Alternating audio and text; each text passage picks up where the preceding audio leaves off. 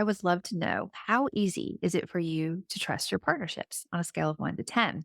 This should really help you dial into your top three, which is one, partnerships, two, reflection, and three, passions.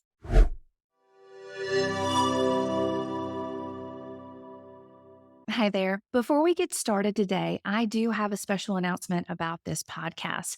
Now, often in the horoscopes, we talk about endings or beginnings. And the thing is, podcast and astrologers are not exempt from the astrology. We're right there in it with you.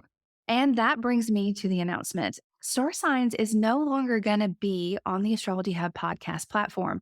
It is ready to stand on its own and it will have a new independent name. The new name is Scheduling Fate. And you can learn more about this podcast at schedulingfate.com. I do want to say that I have absolutely enjoyed every single episode here with Astrology Hub on this podcast platform.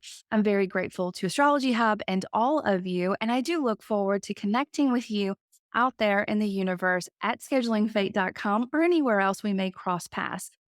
With that being said, let's get ready for this week's forecast. Hi, astrology lovers. Welcome to Star Sign Horoscopes. I'm your astrologer, Jamie McGee, and today we're going to be taking a look at the astrology for the week of November 3rd through the 9th. I do hope you're doing well out there. Thank you so much for spending some of your time with me.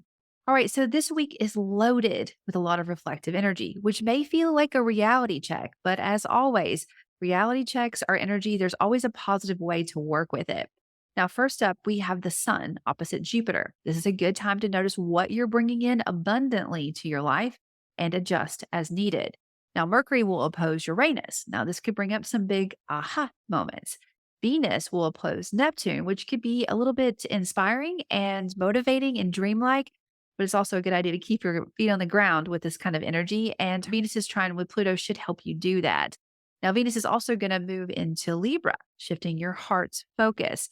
Also, early in the week, we have Saturn stationing to go direct, which will kind of blanket this week's theme, which is reality check and then forward action. Okay, so as we get ready to dive into the signs, please remember to listen to both your sun sign and your rising sign to get a better overall view. As always, if you'd like to look at your personal natal chart, I do recommend that you go ahead and check out Astrology Hub's new platform, Astrologer Connect. You can find out more about this amazing platform at astrologyhub.com/connect. And you can find and book with me directly there at astrologyhub.com/Jamie Connect. All right, let's dive in.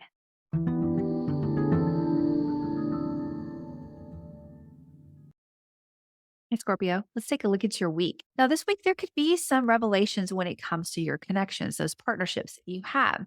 You could be seeing a missed opportunity that has happened in the recent past that's going to really help you rekindle that connection that you just missed. Or there could finally be a breakthrough in the communication and connections that you already have that paves the way for a needed new perspective.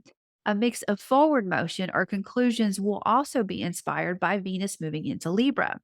This is going to be a pretty private part of your solar chart, but Saturn moving out of retrograde as well. Both of these energies is going to help you focus on matters of the heart and how these connections are supporting your growth or hindering them. These energies will help you support both endings and beginnings with a lot of grace and balance. You really just have to identify what needs to end or begin first. And I know you'll do well with that. I hope you have a good one. I'll see you next time. Hey, all, this is Rick Levine, and I'm inviting you to join me in a new class on the Astrology Hub starting mid-November, starting November 14th. And this is going to be 4 Zoom classes of live chart interpretation, focusing on bringing the harmonic aspects down to earth. So we're going to step beyond the squares and trines and sextiles and oppositions into the magical world of quintiles, septiles, and even octiles and other strange tiles. But this course is a hands-on working with charts. I'll be doing 4 charts each class, a view of participants looking at the harmonic aspects, followed by an additional Q&A session. Find out more information about this and or register at astrologyhub.com/harmonics. I'm Rick Levine, and I'll see you online.